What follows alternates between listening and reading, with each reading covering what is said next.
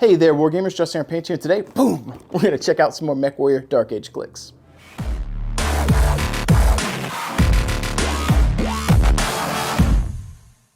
I'd like to welcome you guys back to the channel. Thank you for tuning in today. If you're new here, please alpha strike that like and subscribe button. And if you're a returning viewer, I appreciate you having my six. Thank you for having my back. Appreciate you being an awesome lance mate, star mate, whatever the case may be for you. Thank you for being here to help support what I do. That said, today we're going to be checking out the light class Solaris VII action pack from MechWarrior Dark Age. I think it's cool to showcase this old stuff here because it's kind of an antique at this point. The stuff's pushing 20 years old, if not already 20 years old. And that's dating me a little bit, and maybe some of you who are watching, or if you're new to the channel and new to Battletech, maybe you've never seen this because maybe you were really little or perhaps not even born when these came out. That said, I can't get all of the faction packs and options that are out there that were put out for the game because some of them are a little bit expensive. But like this one, when I find good deals on eBay or Facebook, I will pick them up or make trades to get those into my collection. That said, once we do the unboxing and check out the units for this, this will be added to the collective, which is over there. And hopefully at some point when I can wrangle some of my friends, we will play some retro Throwback Thursday style games using these clicks and the ones I've been trading for. That being said, we're going to go ahead and transition over, show you guys what's in this box, and get this video rolling.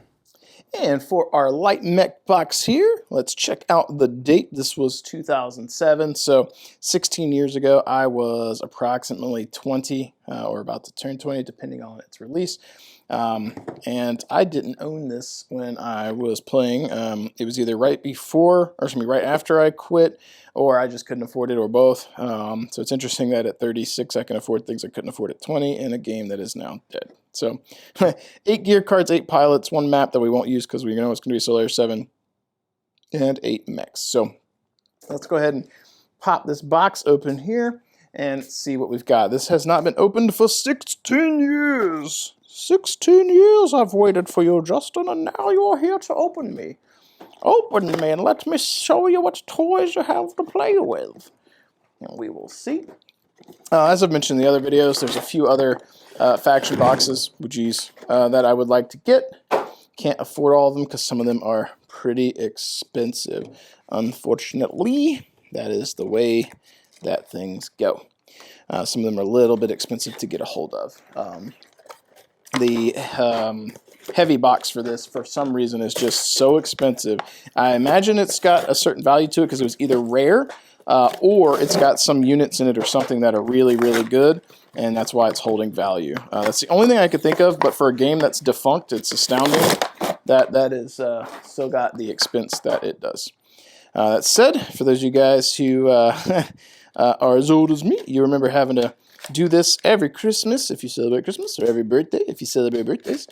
Every time you opened up something like this, when you got toys, you had these on there, which was a little annoying, but it brings me back. Reminds me of when I was a kid.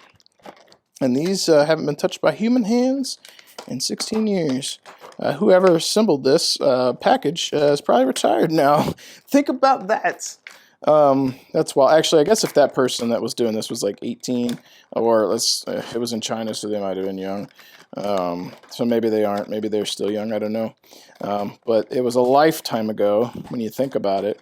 And kind of weird. It's kind of weird how fast time goes. It is kind of what it is, I suppose. But that said, we're going to get these guys unwrapped, and we will check out some mechs here today on the channel. And the one that I am probably the most excited about is the Rokubi. I always liked the Kurita and Dragon's Fury models when I played. I don't have a lot in my collection now, but I always liked those because I had like the Shiro back in the day and a bunch of other mechs. And I'm slowly collecting stuff now as I can get them, but have not managed to secure a trade for any lots that include a bunch of the Dragon's Fury or Kurita models. So this is where we'll be. And I apologize for the loud noise. We are filming from home today, so I'm actually trying my hand at filming some in the garage. And unfortunately, there's a big old tree above me, and it's got acorns, and those acorns like to fall. And when they fall, we get a doo-doo-doo loud noise. So sometimes we hear those. I'm not sure until I edit this how bad that one is going to actually be, because I borrowed one of the nice microphones from work, so you guys might not have heard it, but if you did, apologizing for it now. All right, got that one out. All right, got that guy out. This is a pretty cool pack because it has so many models in it. The medium one had 6. This is a light and has 8. I feel like the heavy also has 6, but I don't know because I don't have it. But I believe it was 6. And I believe the Heroes or Legendary one is 4. And there's 2 of that one.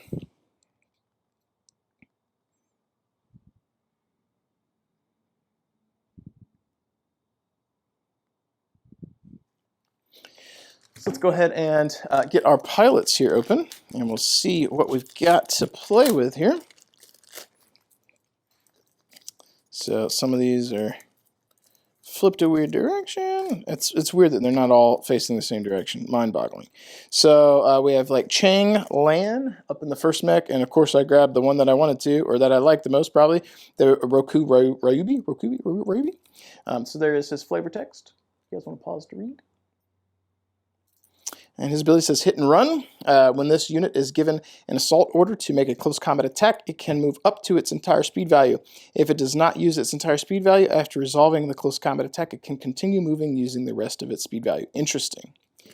And it's going to give a +1, +2, +1. So this guy on the starting click is going to have an 11 move, an 11 attack, and 19 defense. So low defense. Heat dial is still sticking.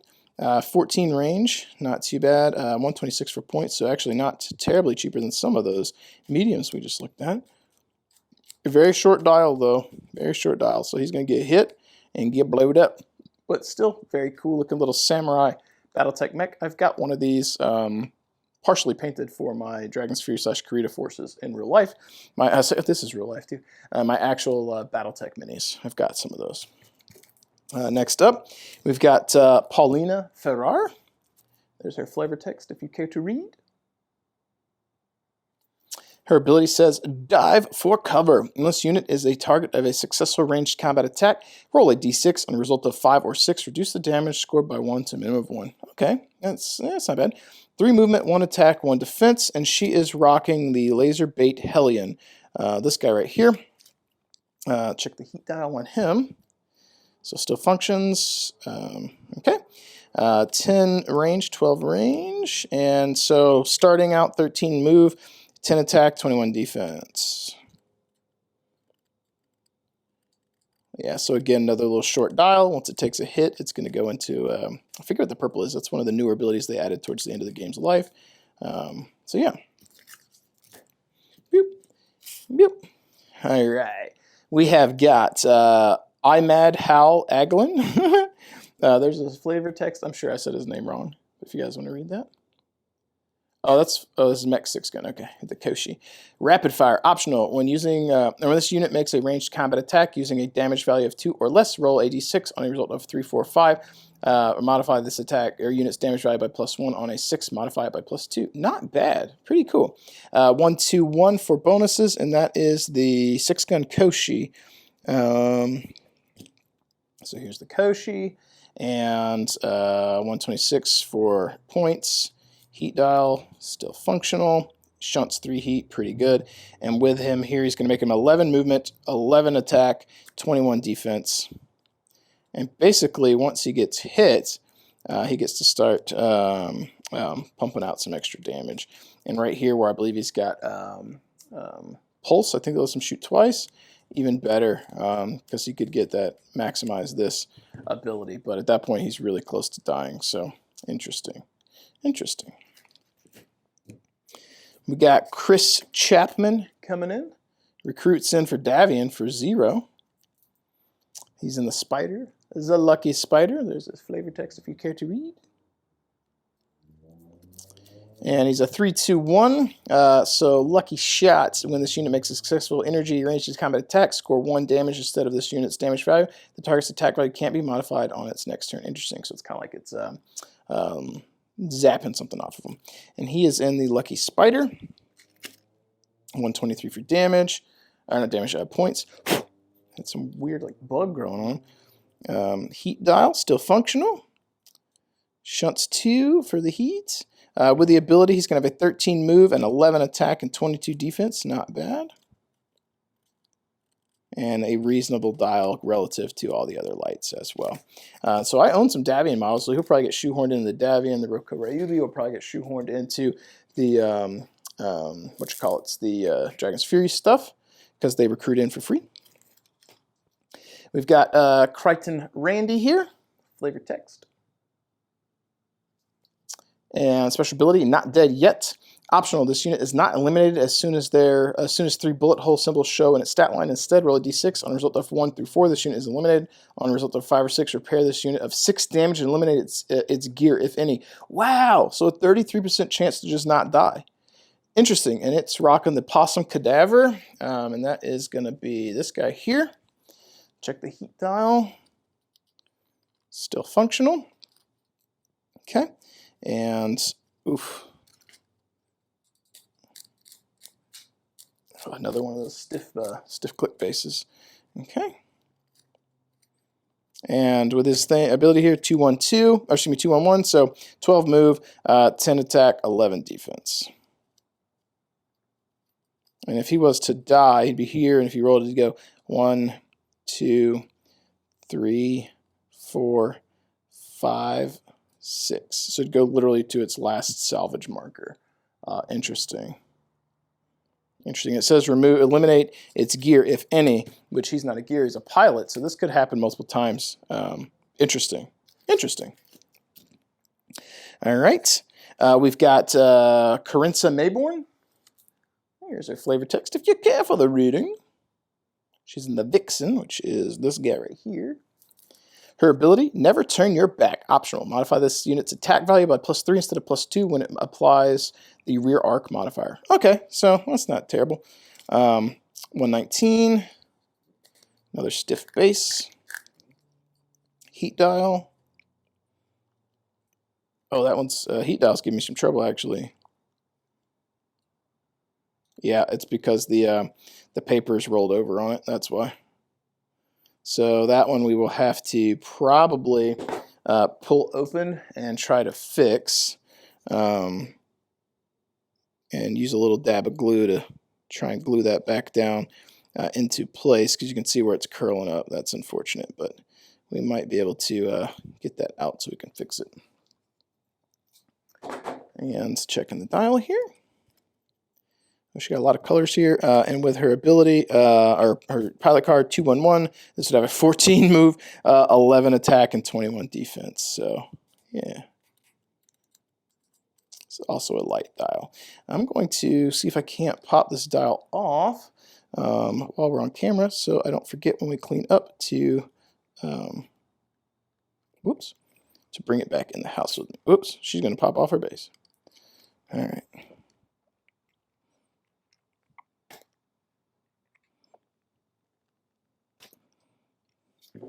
There we go. Got that to pop, and you can see this was curling a little bit. So I'll get a little dab of glue, and we'll just, actually that right there might have done it. That might have, yeah. So if that doesn't work, we'll pop it back out.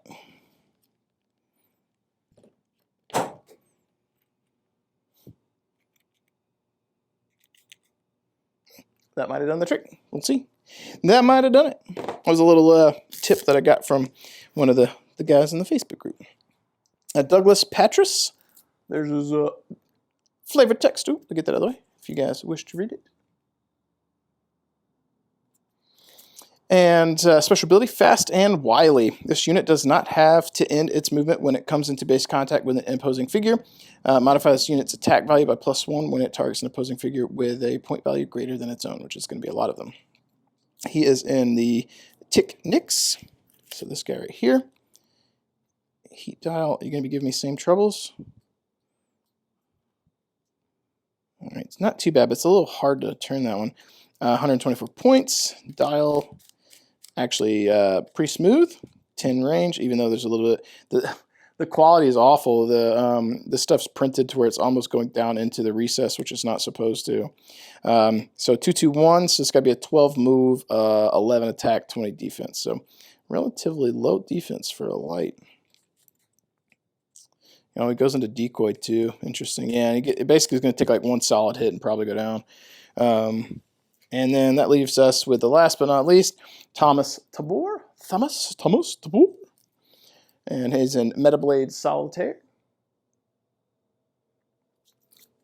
For his ability, eyes in the back of his head, optional. At the end of the move phase, after all units have had a turn, this unit can make a free spin. In addition, this unit can make a free spin whenever it is declared the target of an attack.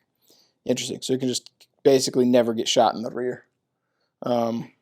They literally could have just said never get shot in the rear, I suppose.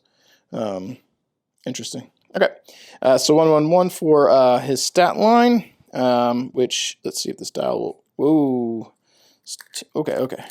There we go. So he will come in with a 11 movement, 12 attack, 19 defense, heat dial. Okay, it seems to be functioning. Cool.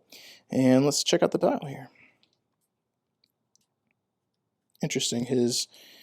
When he gets hit, he gains ballistic damage, loses his energy. Bizarre. And then he takes this ability here, which I think is armor piercing, maybe the red one. That's a one-shot, which would force him to take a point of damage. And then he goes into having a higher attack again, higher move again. And then he gets I think it's pulse, and then he goes into salvage. So that's a pretty odd dial, all things considered. Yeah, not the best paint job either. Some of these are pretty not great looking. That said, there is our 8 Mech Bros. And we got 1 for House Davian, 1 for Karita/Dragon's Fury. And let's check out the gear cards. So we've got Heavy Armor. I think I may have that one. Pretty sure I got Reactive, Reflective. I think I have Advanced. I don't know if I've got Fluid Corrosive Gun. That'd be a nice one to add. Fluid Gun Viscid Incendiary, don't think I have that. I definitely don't have Lance, and I think I've got Brawling. So these boxes, I've done a couple of unboxings with these Lance, or these Force Packs, and I think we've gotten a couple of units that I didn't have, or gear I didn't have, and definitely units I didn't have. So very cool. And there you have it, folks. That is the unboxing / sort of review of the MechWarrior Dark Age Light Class Solaris VII Faction Pack, or Action Pack, whatever they called it. Hope you guys enjoyed. If you have any thoughts, if you have anything to say, any thoughts about MechWarrior Dark Age, the clicks, anything at all, sound off in the comments below. Remember, be kind, because this era, these clicks, they hold a special place in my heart, because that's what got me into wargaming. So if you don't like it, don't be too mean in the comments. Let's get a nice constructive chat going if you should decide you want to. That said, as always, you know, if I don't sign off quickly, we'll find something to ramble about, so I'm going to go ahead and cut that one off and go ahead and get out of here. With that said, make sure you guys keep painting your models, keep rolling your dice, and I will catch you guys next time. If you made it this far, you're probably a viewer that already hits that like button when you see a video come up. You're probably already a subscriber, and you probably jump into the comments down below to help support the channel, to help support that algorithm. But if you're looking for some other ways to help support the channel too, make sure you check the description down below. Maybe you want to pick up some paints from Monument Hobbies. That's my paint of choice. The Pro Acrylic line is chef's kiss, good stuff. Maybe you want to check out some of the offerings from Death Row Designs, where I work in my day job. We got plenty of 3D printed products, as well as MDF terrain, some of the stuff that I have designed myself and we play with here on the channel. And if you're looking to bolster your Battletech ranks, miniatures, and offerings, make sure you check out Bobby from Fortress Miniatures and Games. He's one of the main supporters of the channel as well, and supporting any of these companies helps support what I do and helps to ensure that I can continue to bring content to all of you.